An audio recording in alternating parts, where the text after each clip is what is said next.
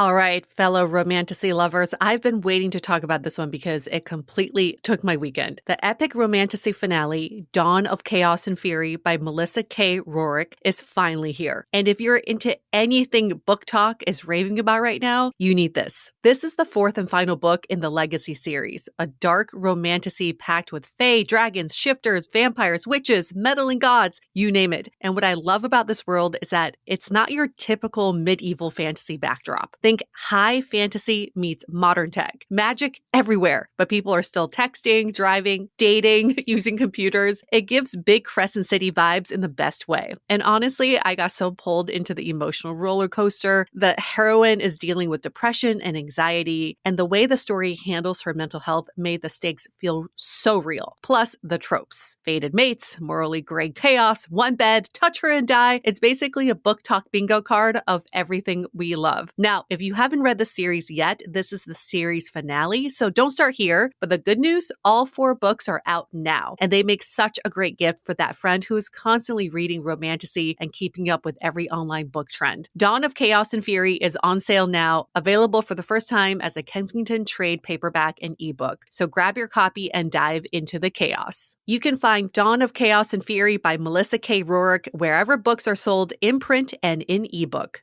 With the holidays right around the corner, it's time for me to start planning all the festive meals and treats for the season. Frozen Washington red raspberries are the ultimate holiday shortcut to flavor, as they are picked at peak ripeness and frozen within hours to lock in their bright, sweet, tart taste. I love raspberries in my desserts, and boy does this cran raspberry pecan tart sound delicious. Grown by passionate farmers in Washington state, they're frozen with care to ensure top quality and food safety, and it always feels good to support local American farmers.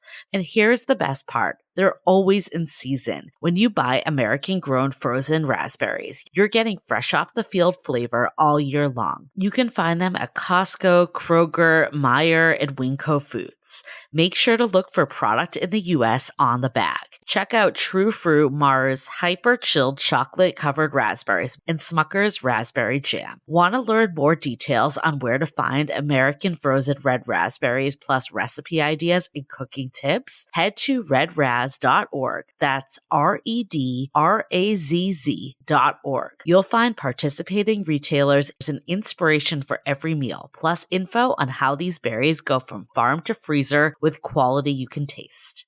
Welcome to our mini-series, The 8 Days of Dating Optimism, your pre-New Year reboot that helps you rebuild hope and confidence for finding love in the new year. Enjoy! She didn't move to a new city, do anything to her appearance, go to some new secret place to meet people, or undergo any other drastic change. Yet, all of a sudden, men were coming out of the woodwork. Everywhere she went, she was being approached, being asked out, even without changing anything about her routine. In day 2 of our 8 days of dating optimism, this is a reminder to just say yes, because shifting your energy can drastically change your love life. In this episode that originally aired in 2017, we're chatting with our friend Cheryl, who shares the outlook that completely transformed her dating life and ultimately led her to her husband. We loved hearing her story because we'd only known her as someone happily married. And it's easy to think love just falls into place for people who have found their person. This episode stayed with us because it was so inspiring to hear how she was able to take control of her love life in a way that really just changed how she was showing up. We dive into the power of your energy and how being open and approachable can change who comes into your orbit. We talk about the freedom that comes from dating outside your type and why expanding your options often creates the very opportunities you've been waiting for. If you ever felt stuck in old patterns or unsure how to shift your dating trajectory, this episode is a reminder that sometimes the biggest changes start with the smallest internal shifts. Make sure to subscribe on Apple Podcasts, Spotify, or wherever you listen so you instantly get access to the next episode in the series. And while you're there, you know what? Leaving us a 5-star review truly helps us more than you know. It's the best gift you could possibly give us this season. Enjoy!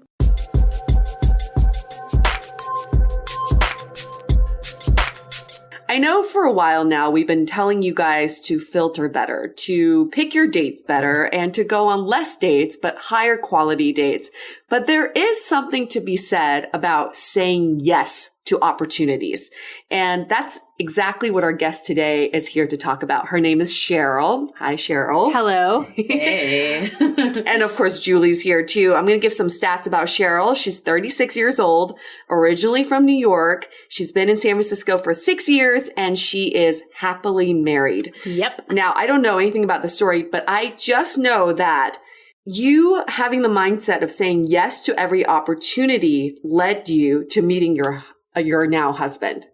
Yes. Okay, let's hear the story. Okay, so I felt like I was kind of in this point in my life where I really wanted to meet somebody. And I was living in Washington, D.C., and I just felt like things weren't going well. So I get this job offer in Bahrain, of all places, and I thought, I don't know if this is the right fit for me. I don't know if I should take it. And I felt like I just need a sign. So one day I'm on the DC Metro. I'd lived there at this point for a year. I know exactly where I'm going. And I stand up to look at the map just to kind of see which stop is next because I wasn't paying attention. And this guy comes up to me and says, "Excuse me, are you lost?" No, I wasn't lost. But I stopped for a minute and I said, "Yeah, I am. I'm not sure which train I'm on and I'm not sure which way I'm headed. Do you know?" So he gave me directions and we started talking and he said, "I know this is kind of weird, but can I get your number? Can I take you out on a date?" Oh. And he had these very big muscles. He was in the military. And I looked at him and my first immediate reaction was, "No, you're not my type. I'm not into that." But I said, "Yes. Yes." So the next day I'm at my school. I worked in a school and you don't meet anyone at schools, especially as a woman. You do not meet any men at schools. Why is that?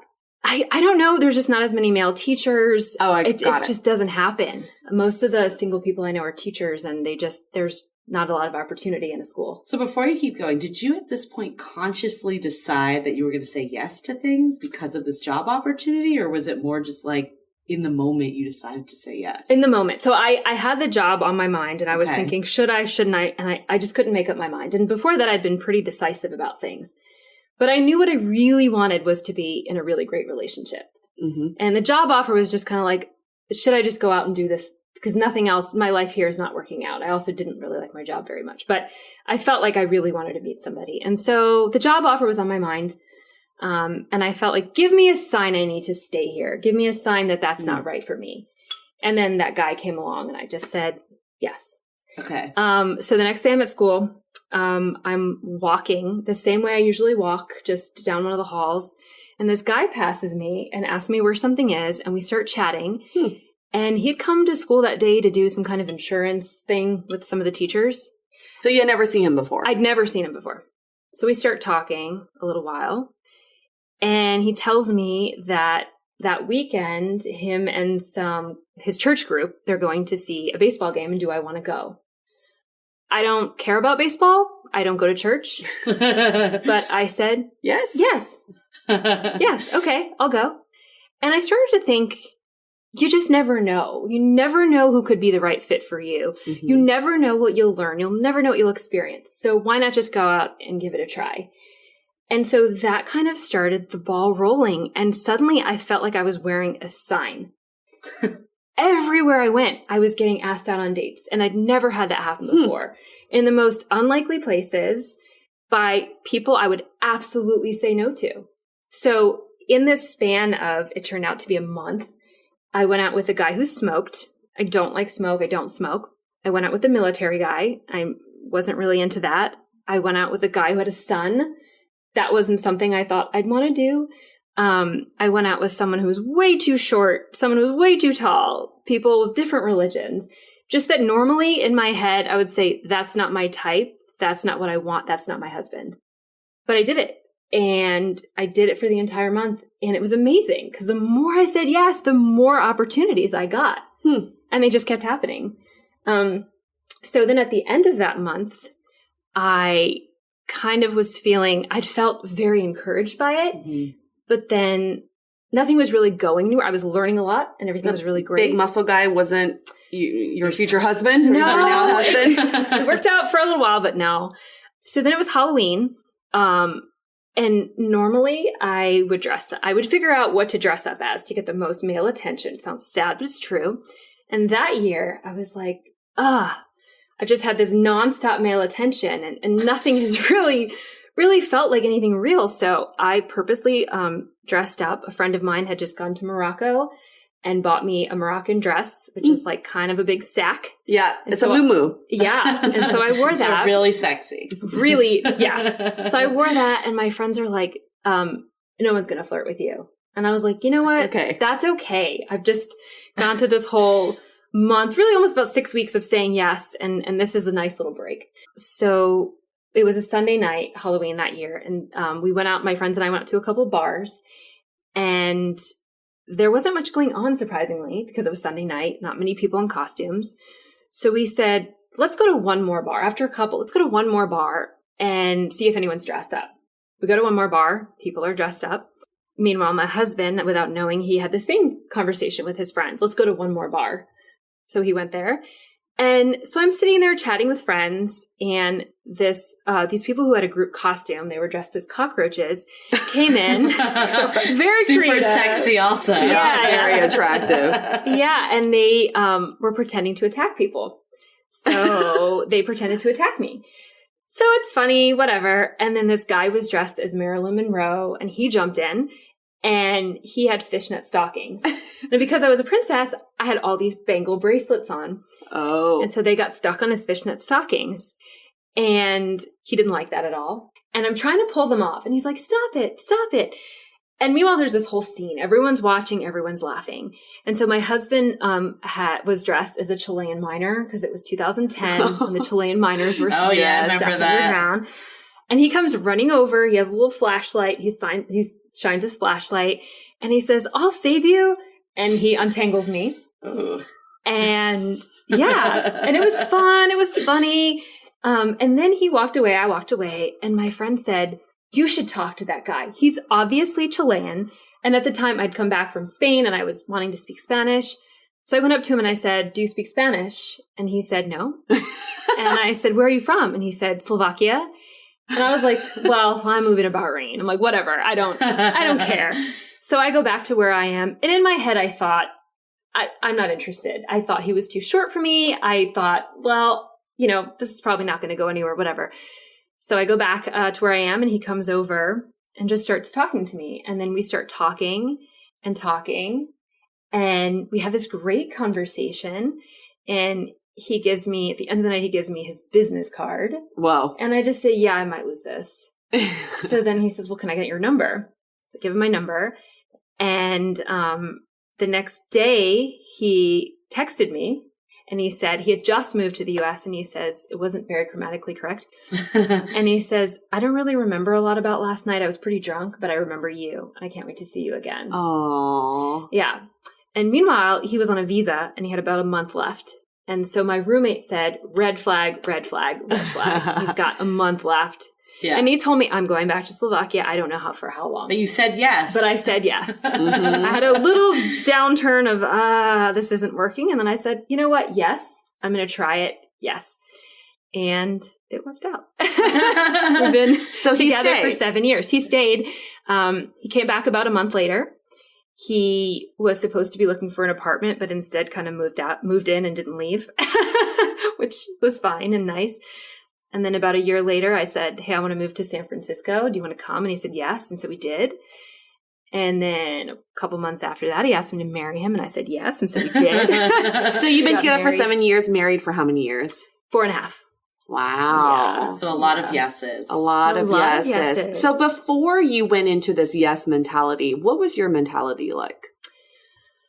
I feel like I'd had just a lot of really negative experiences. Mm-hmm. And I realize now I thought I was a really open-minded person. I lived in lots of cities. I lived in lots of countries. I thought I was open-minded, Mm-hmm. but I realized I wasn't, because when thinking about guys, I thought, well, I want a guy who's tall, and I just had these expectations of boxes, I guess, of where someone would fit. And then when I started my yes mentality, I went out with, like I said, all different guys I never would have said yes to. And from each one of them, although they didn't work, I learned something. I learned so much about them, about myself, about the kind of guy I want, about the kind of guy I don't want. And I thought I knew all of that just by avoiding them. What was something that you learned in one of them that was surprising? I think what was really surprising to me was the military guy. I just thought that's not my type. Like I said, big muscles. Just his personality wasn't something I was ever really attracted to. And once I got to know him just a little, that all changed. He was so sweet. He was so sweet and so wonderful. And I think I realized really that someone's exterior, it doesn't really mean a whole lot. You know, he presented in this very like tough guy way, and he wasn't. He was really sweet. So I was reading this article from New York Times by this guy named Tony Schwartz. The article is called The Power of Saying Yes. And he says, starting with yes energizes, creates safety and trust, and fuels creativity. And I think that applies to dating as well. I think that's partly why in San Francisco, people aren't so willing to approach people at bars, because even though we're not vocally saying yes, a lot of us have a no on our faces when we're out and about. Yes. But if you approach situations even with a yes in your mind, your exterior also exudes that energy. So he says how he learned this by going to an improv class, and we talk about improv quite a bit, where they teach you that every time a line is fed to you, your response always starts with yes and. Right? So it could be, are you a man? I'm not a man. But in improv, they teach you to say, yes, and I got my surgery in 2005. Right? So you kind of just keep on rolling with it, even if it is a joke, even if it takes you out of your comfort zone. Something you said that I think really coincides with this is that you felt like you were wearing a sign. Like, come approach me. I'm approachable. And I think that's what we all need to work on. I know there are days that I am not approachable at all. I don't even want to approach myself. It takes work to be approachable. So when you felt like you were exuding this yes kind of energy, what was different about you physically? Did you feel like you were, smiling more? What was your body language like? That's a good question, because I felt more approachable. I felt in my head, I was like, come talk to me. I want to get to know you. I don't care who you are. I want to get to know you. I felt that way. And I thought I was that way before. I thought I was like, oh, I'm easy to approach. But I realized I wasn't. I wasn't wearing that face. I didn't have that attitude. I didn't have that behavior. And once I started changing my mind about it, my face started to change, my body started to change, the way I talked started to change, all of it. I was just completely open and completely just ready to try. And specifically, can you recall what your body language was like? Oh, that's a good question. I guess I would say it was more encouraging. In not, sometimes you go to bars or something, you might have your arms crossed. You might be kind of looking down, not smiling at people. I felt like my body language was just in a very inviting, open way. I guess not arms crossed, standing straight, smiling, looking at people, engaging with people. Yep. They say that what happens a lot of times when you approach someone, a stranger, you give them the half turn. So your body's not fully turned towards them. And then you turn your head to talk to them. And that's actually how you should approach dogs, to seem not as intimidating. Wow. But what happens is it makes you seem very closed off when you're half turned. So they encourage you to fully turn towards the person you're talking to.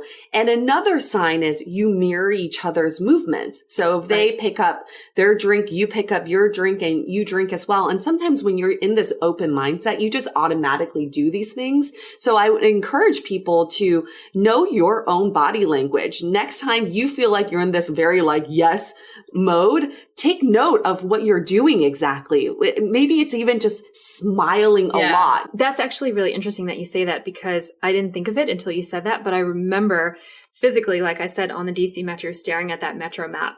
And when he came and talked to me, I would have normally just kind of looked over my shoulder and been like, I'm fine, I'm not lost. Yeah. But I remember turning my entire body around. Interesting. I remember that specifically. And thinking, why am I doing this? I'm like, I'm going to do it. I'm just going to do this. And I'm going to see what happens. And I did. And those moments, even though this guy didn't work out, those are moments of human connection that we don't normally have. I mean, today I remember being in the elevator and this guy's like, what floor are you going to? Normally I would just not make eye contact, not turn towards him, like floor 1 or whatever. But today I was like, I turned towards him, I smiled and I said, floor 1. And he gave me back this really big smile and said, have a lovely day. And it made my day because those are just moments of connection that we don't normally have. So I would encourage everyone to just take that moment, turn towards the person you're talking to and make eye contact with them without having expectations of this going anywhere romantically, right? It's just connecting with another human being. And I've had a lot of conversations, surprisingly, with people. I think I've come from a family of very tall men. And so I've always kind of felt comfortable around tall men and felt like I should be with a tall man. And so, like I said, when I met my husband, one of my first thoughts was, well, he's kind of on the shorter side, but I'll give him a try. And then as I got to know him and as I got to care about him and to love him, I realized that not only was I comfortable with that, I loved it. And I still love it. We're always on the same level when we cuddle, when we talk, when we walk, and I love it. And I've had this conversation with other friends they're single and have specifically said, if the guy's too short, I won't talk to him. We know a lot of women like that. I tell them, you don't understand. That might not be, you think that's the most important thing. It might not be. Right. You might meet someone really, really wonderful. And not only will you get over that, you'll actually love it. And you just don't know what that is for you. That's such a good point, because sometimes when we're so stuck in dating fatigue and think, what is it? What is it that I'm doing wrong? What is it about, me not finding the right person? It could just be that one simple thing that you can't mentally get over. And for women, a lot of times it's height. Yeah. It's a big one. Yeah. So after all this, what was kind of the hardest thing about saying yes all the time? The hardest thing was actually the most fun thing was I had never before this, I'd never been someone who could ever understand women who dated multiple men because I felt like my attention is on one guy and I can't give other guys my attention. But once I started doing that, like I said, men were falling out of the sky. It was insane. And so I would go on date after date. It became my part-time job. I had a date every day after work, nonstop, every weekend, 4 dates. It was crazy. And so what became really wonderful about it was I didn't have the time to really obsess over anyone. And so they were all really, really coming after me. I'd be on a date with one guy and one would be texting me and while another was calling me and I was with a guy. So I wasn't paying attention. Right. Mm-hmm. And it really made me, for the first time in my life, really look at things from the perspective of not, am I good enough for this guy? Is this guy going to really like me? But is he good enough for me? And because I think I had been able to step away from kind of the obsessing, is this guy into me? That's what gave me that perspective. And it felt like you had options too. I had so many options. Which we always say options can be bad, but they also can be good because it makes you not just be with someone that you're pining after, you feel like it's the reverse, like you just said. I like this person? Yeah. And I'd never really looked at it from that perspective. And it was really nice. I felt like I carried myself differently because I was like, wait a minute. A guy's really got to be good enough for me. He's really got to appreciate everything about me and adore everything about me if he's going to be the one I choose after all of this. And what was your dating life like before all of this? I wasn't really dating anyone. I just felt like I had a very different perspective. I mean, I tried online dating. It wasn't for me. It felt very forced to me. And also, I had just moved to DC and I realized very quickly that it was kind of a small scene. I think it's similar here where everyone's kind of interconnected and it was just kind of got awkward very fast. I remember waiting for a guy for a date and running into a girl I'd met once or twice. And she's like, oh, who are you waiting for? And I said, my date. She said, what's his name? And I said his name. She goes, oh, I went on a date with him last week. Have fun. And I'm like, what? And so I felt like that was the online scene. It wasn't very good for me. And then also, after that, I don't know. I did feel kind of closed off. I felt like I was in my own head. I felt also like, I don't even know if I want to live here forever. I don't know if this is where I'm going to end up. Why should I even bother? And I was projecting that without knowing, and I had this idea in my head and so I really wasn't dating anyone at all. And negativity is contagious. If you're Exactly. negative, you're carrying that energy with you, even though you're not vocalizing it. People around you can feel it and they absorb it as well. Right. I have to say that this is way harder said than done, right? Way harder done than said. Wait, is that how it goes? Because it takes energy to be positive all the time. Mm-hmm. It takes energy to be welcoming. It takes energy to be approachable. So I would say you don't need to be like this all the time. You don't. It's unnatural either. It's unnatural. Forced either. It is, but it's like I said, wearing this sign, it was crazy to me how fast it spiraled. How from that first moment when I said, I'm just going to say yes to this guy. Right after that, it was every day, wherever I was, places I would go all the time, the grocery store, like I said, the metro, my school. I constantly was getting attention and I wasn't dressing different. Nothing about me was different. It was just that I was exuding this kind of like openness that I hadn't. Yeah. And it was just like, seriously, men were falling from the sky. Like, I don't know how it happened. But it was just, a construction worker was out working outside of my apartment and he'd been working there for months. And suddenly one day I'm walking down the stairs and he asked me if I want to go have coffee.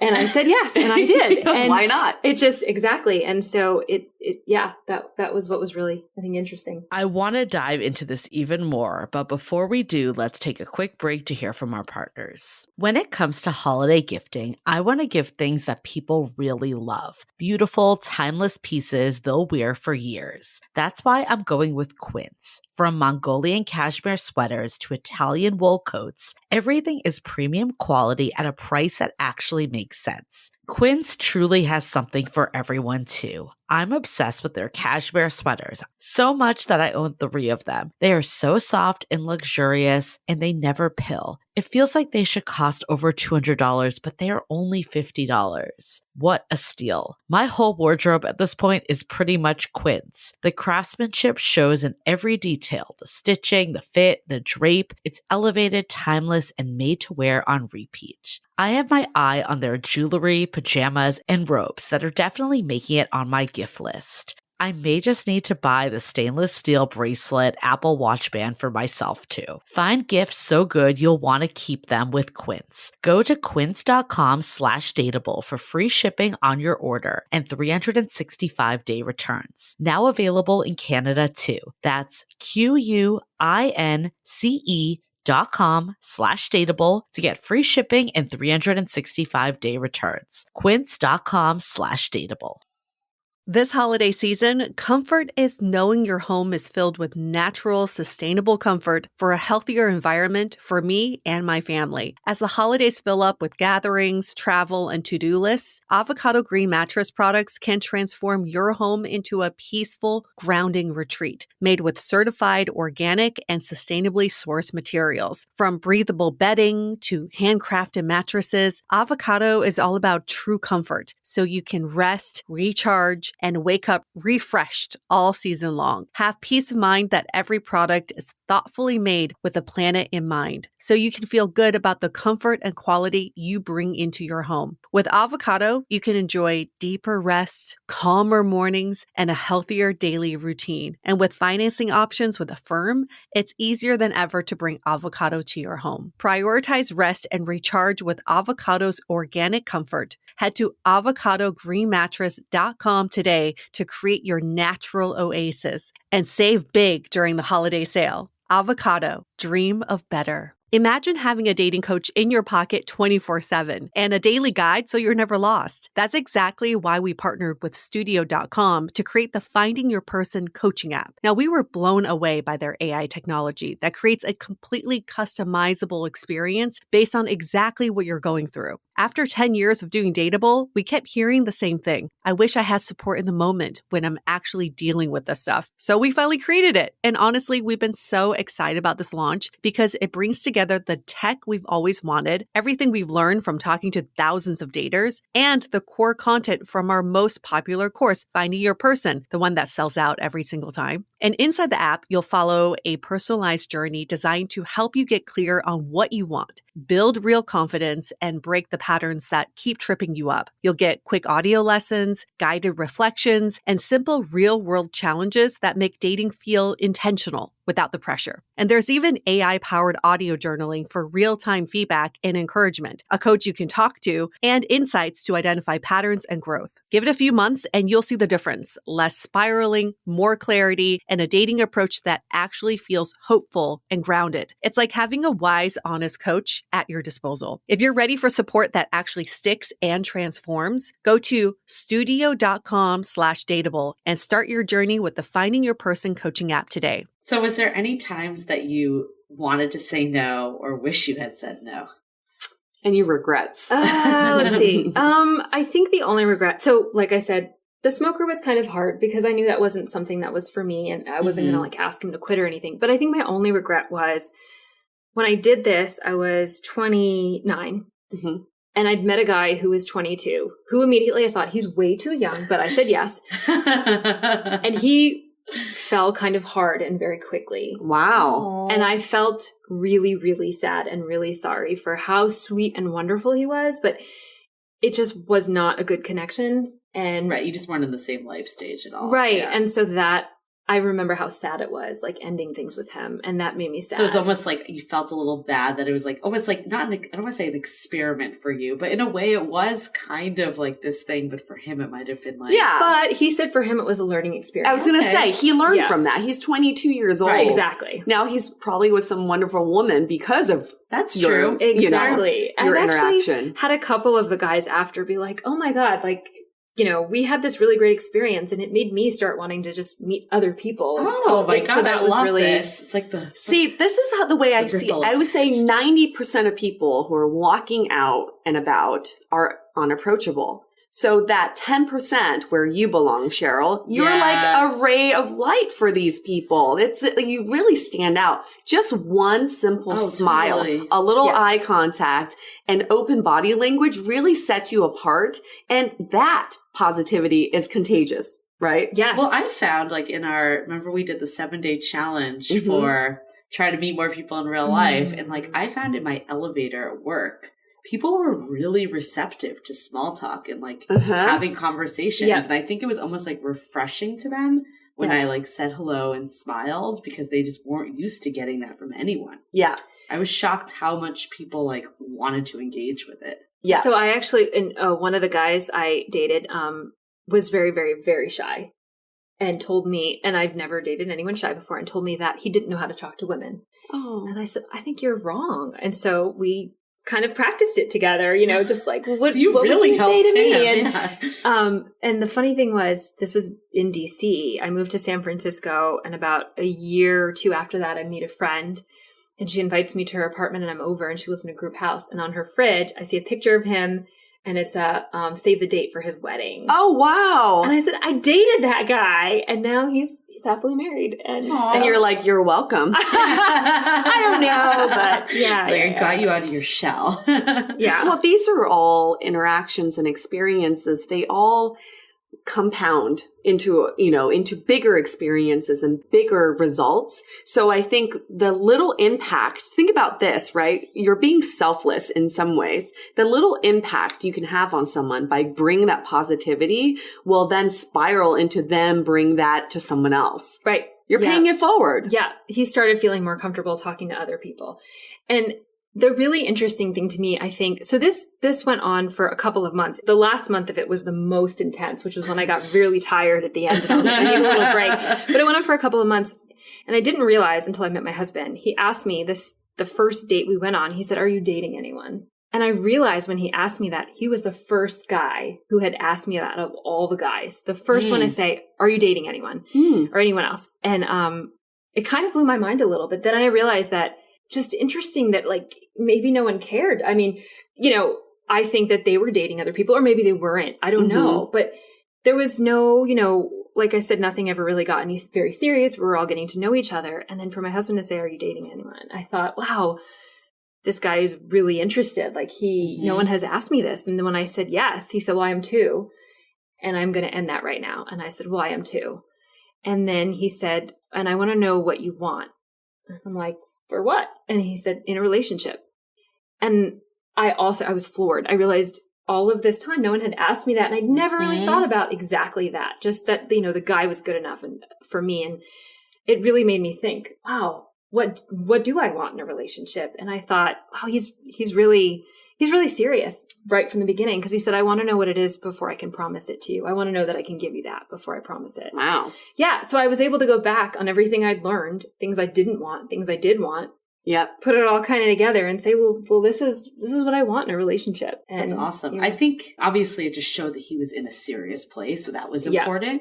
But I think also some of the men just might not have been there, right? They might just not have been serious. But then there could have been some of them that just were like, oh, I don't want to move too fast or do all this stuff to scare her off and all that. Right. And it's almost like a reassurance that it's actually better to ask those questions. Definitely. And put it out there. Because it does show that you're serious. And it makes you stand out from everyone else. It did. It really woke me up wow, this guy is serious. And it doesn't matter, like I said, that he's shorter than I want. It doesn't matter that he might have a visa and might be leaving. He's actually really interested. Right. I'm just floored by how many people don't have these conversations while they're dating. They don't. And you know what? The more you put this question off, then the less you'll know what you actually want. Because until someone asks you what you want in a relationship, you probably can't even articulate it. No. Right. It takes practice. And like Julie said, people don't ask these questions and you don't really think about it, and then when someone puts it in front of you and you think, all right, well, let me think about it.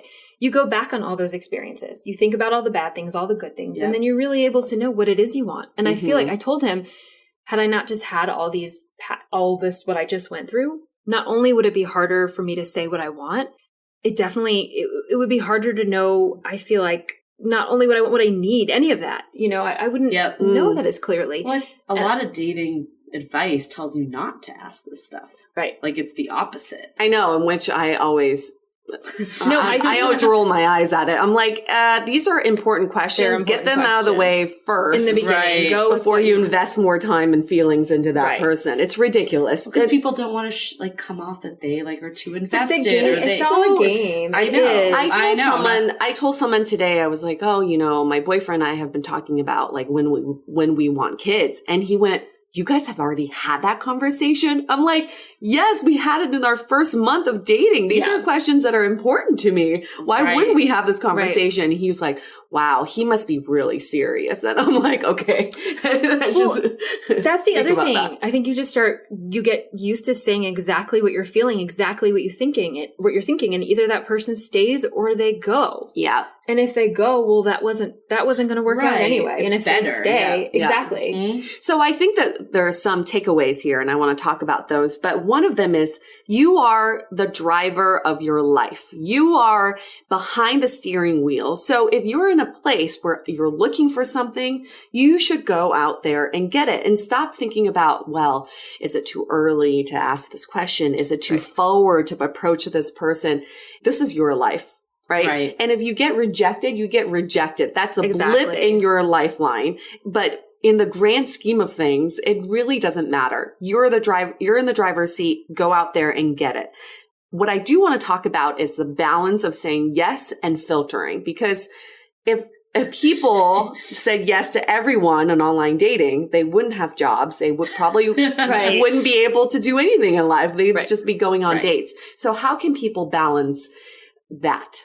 So that's a good question because I didn't do it online. I did it in person. So it definitely would be trickier online.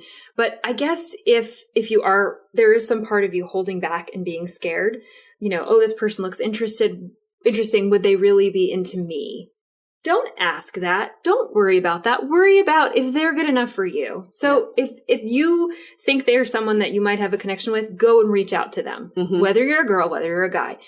If you're a girl and you reach out to the guy and he's like, whoa, whoa, whoa, that's my role. Well, he's not the guy for you if that's not what you want. Well, I think Cheryl made a comment about this with the smoker. And for you, that's like a non-negotiable. Mm-hmm. So I think for you, it was great that you just said yes. But if you have this situation where you can't say yes all the time. Of course. So maybe it's knowing your hard, fast, non-negotiables and filtering that way, opposed to stuff like height or like stuff that really that doesn't is not important matter. at the end of the day. Yeah. I think another way to do this is whoever has enough guts to ask you out in person deserves some of your time. And if it's not, if it's not a date, they deserve some sort of like nice thank you. I really appreciate it.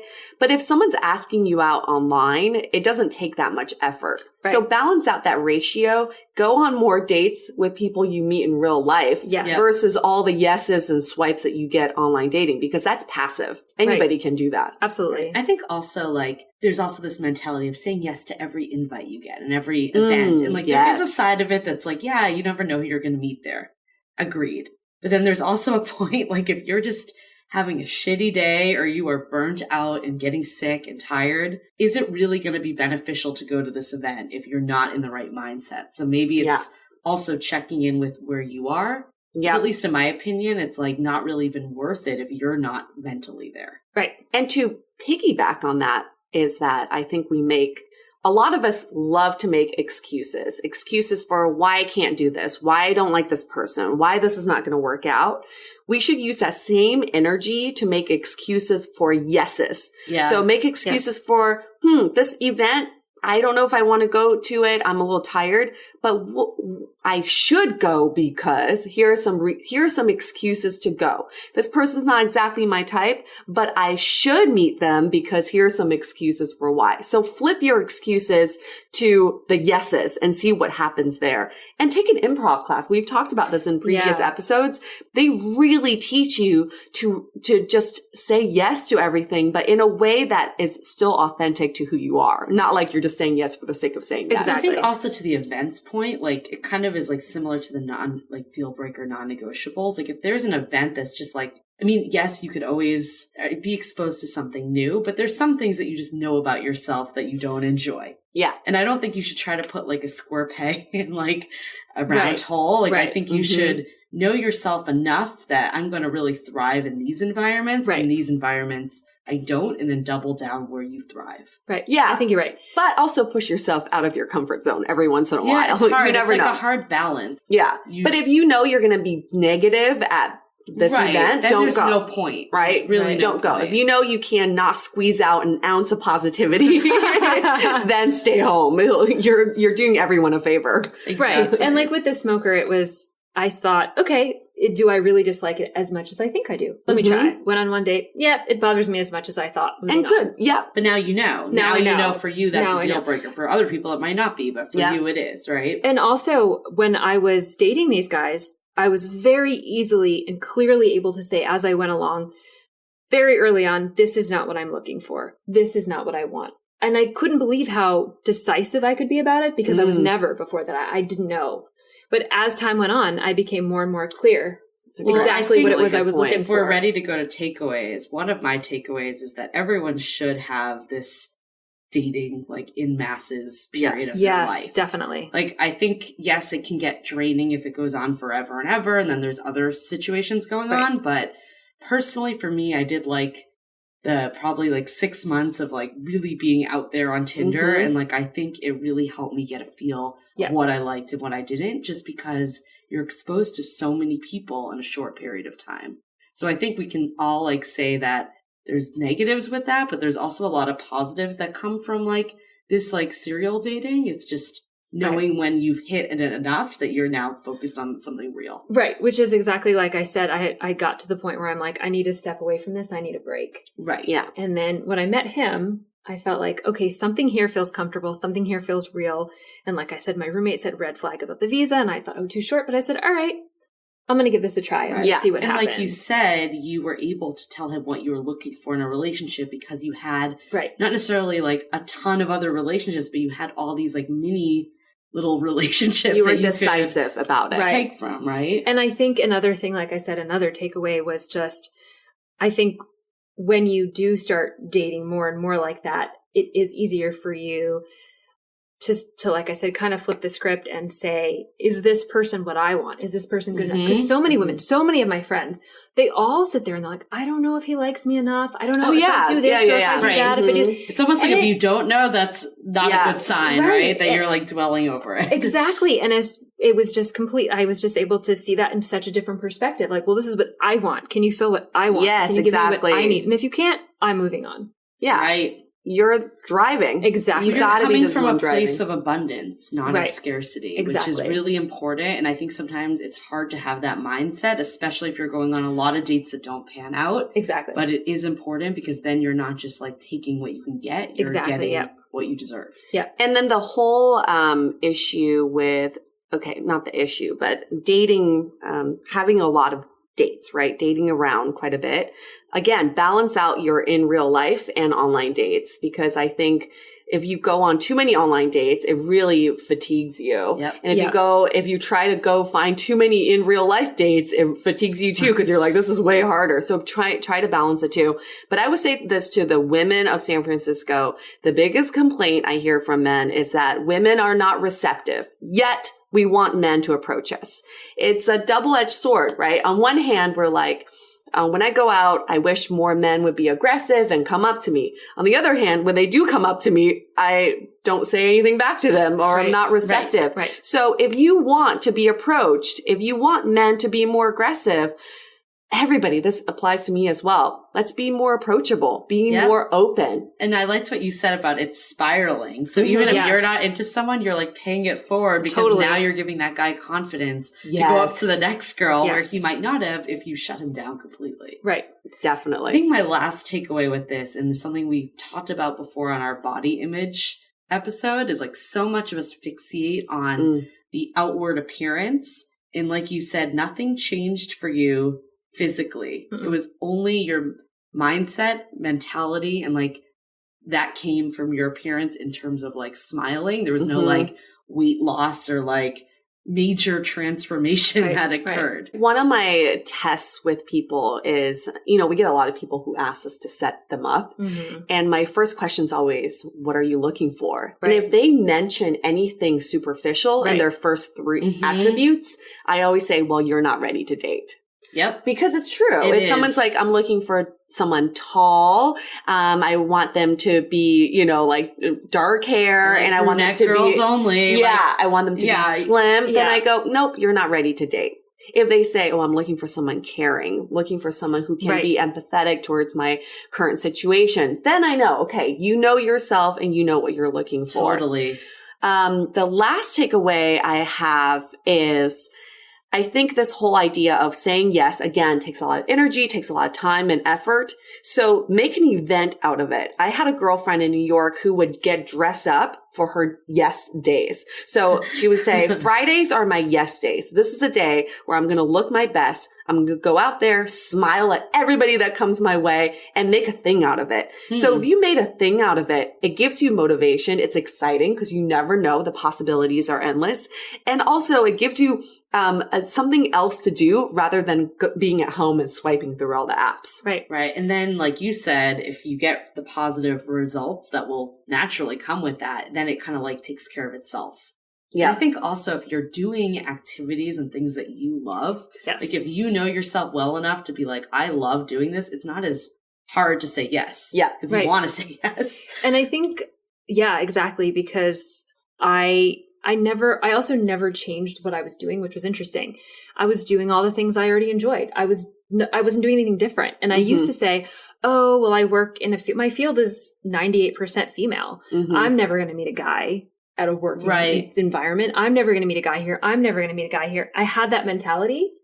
And then after I changed it, I was going the same places. I was doing the same things, yet I was meeting all these men. Right. Well, I think sometimes when you're like, oh, I need to say yes to every singles event and say yes to these like forced events. Right. Just live your life. Do your thing. Go where you're going to go. Do what you're going to do. You're almost like, because you're trying so hard to say yes, that it's hard. Like counterproductive. No, just do your thing. And to that, I was also going to say, in the beginning when I was talking about the job offer in Bahrain, I would never tell someone, if they got this great job offer or there was something they were really excited about, to base it on a man. I don't want it to sound like I'm saying that, because I've lived in lots of places and I've lived on my own. And Something about when I got the offer, I thought, this sounds really great, but what I really, really would like in my life is to meet someone great. So I'm going to focus on that right now. And hey, if that doesn't work, I can do this. But that's what I'm going to focus on. I think a lot of us are like set. It's almost bad to say that's what you want. Like a relationship. I know, stigmatized. Right. I was fine to say it's what I want. I just don't want to send the message that, because I also felt like if I did go there and I went with the feeling like if I'm meant to meet someone here, I'll meet somebody here. You never know. I mean, I could have met other people. So there, I read this book called Finding Your Half Orange is what it's called. And it was actually like, I thought like one of the best like dating books that I've read, because it's not really dating. It's basically about being like radiating optimism. And the whole point of it is like putting out in the universe like what you want. So like when you say like, oh, what am I looking for? And it's like kind of hiding the fact that you want a relationship.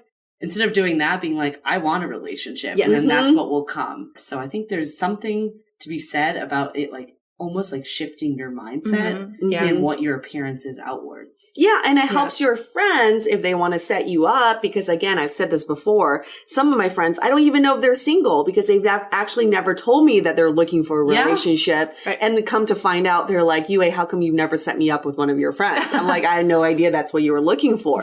So if this is something you're looking for, if you're looking to meet someone, say it. Say it out loud. Tell everyone. Like it sounds a little hokey, but like, it's like if you're looking for a job, right? If you're looking for a job, you're going to tell everyone you know because you're trying to work your network. It's the exact same thing. In fact, I think it's even more important than finding a job.